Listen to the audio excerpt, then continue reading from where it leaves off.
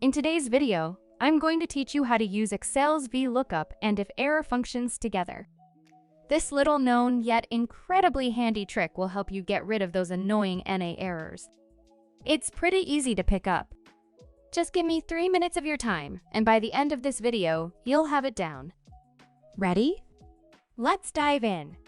Why is this combination useful? Let's take a practical example. Imagine you're in charge of coordinating Amazon's shipping logistics, and you need to find out how many packages are assigned to each zip code in your database. Here's where Vlookup comes in handy. Start your formula with the zip code as your search value. The range for searching? That'll be your entire table containing the zip codes and the corresponding packages.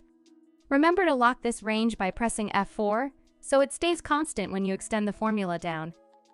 The package count is in the second column of the database, and for an exact match, type false. And that's it.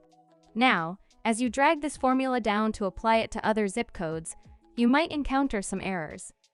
Why?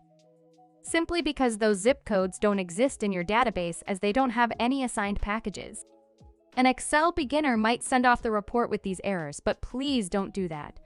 There's a circle in hell reserved for those people. We'll fix it in a few seconds with the Iferror function.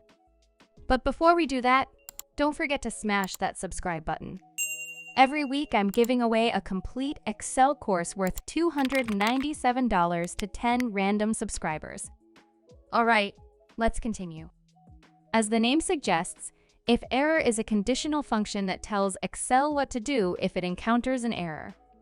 In our case, if there's an error, we want Excel to display no packages registered. So, what you need to do is just type Iferror right before your Vlookup formula.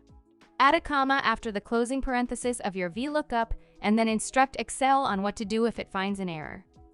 Here, I'll input no shipments registered in quotes. This tells Excel to display this message instead of an error. Close off the Iferror function with a parenthesis, hit enter, and you're good to go. Drag this new formula down to correct your entire document. That's a much cleaner solution than sending a report full of errors, isn't it? All right, see you in the next video.